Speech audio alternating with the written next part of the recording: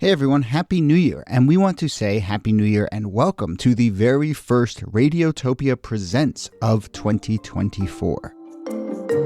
It's a series that we are truly excited about. It's called Shocking, Heartbreaking, Transformative. Now, this is from documentarian Jess Shane, who put out an open call on Craigslist and then worked with 4 strangers to explore the standard rules that documentarians and journalists use to tell their subject stories. So the series gets into all sorts of questions about what happens when people's real lives are collected, edited, and consumed. The show pulls back the curtain on what goes on behind the scenes of your favorite nonfiction shows. And then it turns in on itself and some really interesting twists and turns along the way in the making of the show. I've gotten to know Jess a little bit over the making of this show. Every time I chat with her, there's a new wrinkle to this story. It is really incredible. So go check out the new Radiotopia Presents series, Shocking, Heartbreaking, Transformative. It is out now on your favorite podcast platform.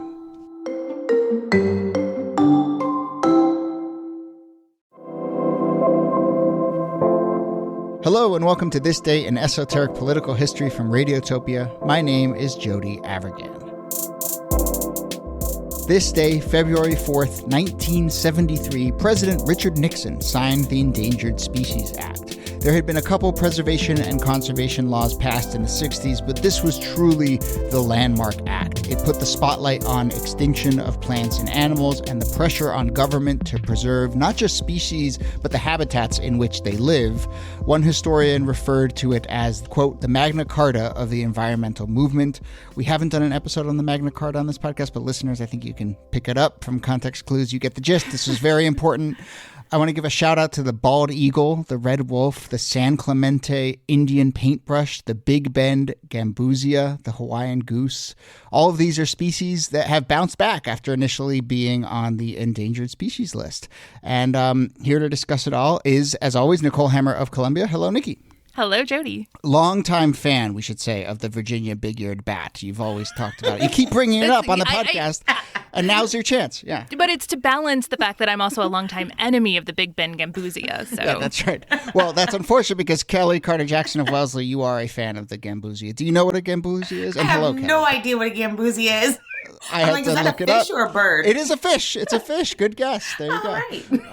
But yeah, so look, let's talk about this act, and I think it tells us some really interesting things about how we view environmentalism and how that's changed. But let's start in 1973, Niki. Why do you think that was the time for this landmark Preservation Act?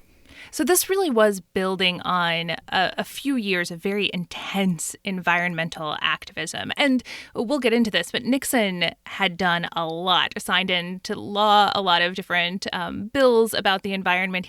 The Endangered Species Act is an interesting end note to his environmental activism because it really is like the last thing that he does on the environment. He's himself not really an environmentalist, but they got him with the bald eagle is dying. Mm-hmm. And so he was won over on this act the same way that a lot of people are won over to endangered species protections, right? You point to this charismatic megafauna like a panda or a crying eagle, and suddenly that becomes the thing that's emotionally fueling you to support protecting endangered species. Yeah, Kellie, what's your sense of what kind of environmentalist Richard Nixon was? Well, I mean, when you think about a lot of the landmark legislation that's coming out of this, it's huge. And I think it's things that we don't necessarily connect with Nixon today. So he creates the EPA. He signed the Clean Air Act and the Clear Water Act. He endorsed Earth Day. And so these are all legal actions that I think now we sort of take for granted a little bit. But at the time, they were unprecedented and they were major moves to protect things that were being polluted at gross levels. And so when we think of the fact that the American eagle or bald eagle could have been extinct, that at the time he signed this particular act, there were only 487 nesting partners in the United States, and now there's over 4,000. I mean, this legislation has huge consequences. And the context of how public sympathy can shift towards environmentalism is really important. I mean, this was also a moment when I think the Ohio River, right, that famous the river in Cleveland that caught on fire, that was just a couple years before. And there were just like these big, very easy to get your head around moments of environmental disaster. And we'll get to this, but, so much of what we're talking about now when it comes to environmentalism is a little harder to see. It's a little harder to anthropomorphize or whatever. And so I think it relates to some of these challenges. But it did feel like, Niki, there were some very clear battle lines here and some very simple levers to pull, like you were saying, save this cute animal, and we're just going to put it on a poster and talk about it for a while. Yeah, and I think that we forget how just filthy the United States was before all of this legislation. You mentioned the Cuyahoga River, which had caught on fire. There was a huge oil spill in Santa Barbara that ruined the beaches. Right. People were polluting everywhere. It was really normal. You saw this if you watched Mad Men. Like, littering was just something that people did as a matter of course. So America was trash. And there were some efforts to beautify under the Johnson administration. This was Lady Bird Johnson's big thing. But there was a much bigger, it wasn't litter that caught the river on fire. It was that you were filling it with oil and all of these other toxins. And so those very visible images, along with, just to add one more thing, the space exploration and being able to see the full planet and the kind of beauty and fragility of the planet, those images really do inspire a sea change in how people think about the environment. I mean, we're talking about something that people did not care about in the late 1960s. If you polled them in the late 1960s, I think 1% of Americans said that this was the most important issue to them, and it's 25% just a few years later. So it's a moment of a real cultural shift with huge political implications. I think part of that, too, is because so many people just thought that resources were inexhaustible, that you could just keep using things over and over again, or killing animals, or taking away the climate that these or regions that these animals lived in, and that there were no consequences. And so what I think people don't realize too is that this legislation didn't just protect animals and fish, but also plants and the lakes and our drinking water systems. Yeah. All of that is related. And that actually does seem to be a really important knockoff effect of this, that it did sort of expand that, that vision of habitat being important, not just specific animals. I mean, it seems simple now that animals have to live in a habitat, but I think that from reading about the legacy of this, it really did expand that understanding of environmentalism. That said, I think that's also one of the places where Nixon, I think, really kind of yes, he enacted all this legislation as we've been talking about, but, when push came to shove, he was on the side of exploitation and extraction and business, and there's just so many remarkable quotes from him where he derides environmentalists, and he basically says if it comes down to smoke versus jobs, we're going to choose jobs, but I think that there's some political winds shifting here, and I want to get out in front of this, and this might be an easy political win. So we spent a little time rehabilitating Warren G. Harding's reputation in our last episode. I don't want to spend too much time rehabilitating Nixon's environmental reputation on this episode. Yeah, no, we shouldn't, because look, he's a very transactional politician, and so the huge popularity of environmentalism and the rapidity with which people really started calling for these pieces of legislation, they mattered. And Nixon's responding to that because he wants to win re-election. He actually calls all these environmentalists to the White House, and he says, all politics is a fad. Your fad is going right now. Get what you can, and here's what I can get you. And they don't love that. It actually devolves into a shouting match between him and the head of the Sierra Club. But it is this idea that, all right, I'm open for business, as Richard Nixon often is. I'm open for business because I want to win re-election. And also we should add that he didn't have a choice on a lot of this stuff. The Democratic Congress was passing all of this legislation and occasionally overriding his veto. It's not with things like the EPA, he definitely was out there. He was making speeches about the environment, but his hand was forced on a lot of this where he didn't want to spend quite so much, and he definitely didn't want to hamstring business. But that's the bill that landed on his desk.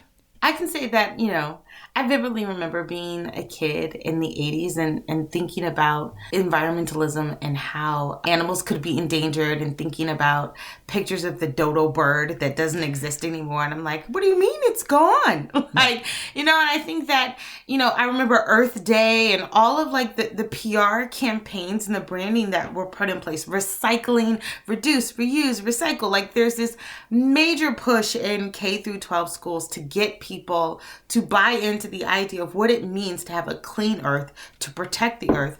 But I think our ideas have moved way beyond that now, because we realize that, there are major detriments to not being proactive with how we take care of the earth. And so, recycling, I think, just becomes like a first step now for many of us, or a basic step, as opposed to like creating legislation that really curbs companies to rethink how they might go about their technology in order to prevent, these toxins from getting into the earth, and how greenhouse gases are eroding, our atmosphere and warming our waters. And, the ripple effect of that is so egregious. We have to have a different framework now. Yeah. And I think that the ripple effect is the difference and sometimes the problem. It was one thing when you could point to a pipe that was pumping chemicals into your water, or you could point to, the oil drill that just released hundreds of thousands of gallons of oil and you can't walk on the beach anymore. Or, that you cut down a tree and now a bald eagle doesn't have anywhere to live. But to say, okay, well, because you drove your car, we can now take this picture up in the Arctic and show that the ice is melting. It takes a lot more work and a lot smarter messaging to show people how their discrete actions affect this much bigger picture down the line. And that's a hard message. And it's one that climate activists have worked really hard to refine over decades now. And we kind of talked about this with fluoride, right? Yeah, Niki exactly. was saying preventative care versus crisis. Yep. We work much better in a crisis, unfortunately, than we do at taking these proactive preventative measures. Yeah. And I think there's even an argument. I don't know. There's even an argument to be made that, that maybe some of the sort of focus on species and individual actions and recycling maybe forestalled some of these bigger conversations, or at least maybe gave an out to the agents of real change, which is basically government and large corporations, and I think there was even a small scandal with Obama at one point. Was it Obama or was it someone, or was it Al Gore? Someone who was caught on tape saying basically you changing your light bulb isn't going to save the environment. It really has to come in some other way. And people got in trouble because they were like, we've been told for a generation to change our light bulbs, Yeah. But again, it comes down to, I think those things matter and individual choices do add up, but really it's these much more systemic things that need to change. Well, and that's something that's been underscored by the past year. People stopped driving their cars. Businesses shut down. And it did have some effect, but it didn't have the kind of systemic effect that we would need to reverse the consequences of climate change. So we know that we've basically done what you can do in terms of individual action to cut down on the amount of carbon we release into the atmosphere. And it's going to take much, much, much, much more than how we've even changed our lives during the pandemic. Okay, let's leave it there. Nicole Hemmer, thanks to you as always. Thank you, Jody. And Kellie Carter-Jackson, thanks to you. Thank you. This Day in Esoteric Political History is a proud member of Radiotopia from PRX, a network of independent, listener-produced, artist-owned podcasts. Our researcher and producer is Jacob Feldman. Our producer is Brittany Brown. Follow us on social media. We're posting a bunch of stuff on Twitter and Instagram every day, posting about moments that we don't get to on the show. You can find all of that at This Day Pod on Instagram or at Twitter. Email us, thisdaypod@gmail.com with any questions or comments or ideas for shows. There's also a contact form on our website, thisdaypod.com. My name is Jody Avergan. Thanks again for listening, and we'll see you soon. These problems will not stand still for politics or for partisanship. They demand to be met now. The time has come for man to make his peace with nature. The quality of our life on this good land is a cause to unite all Americans.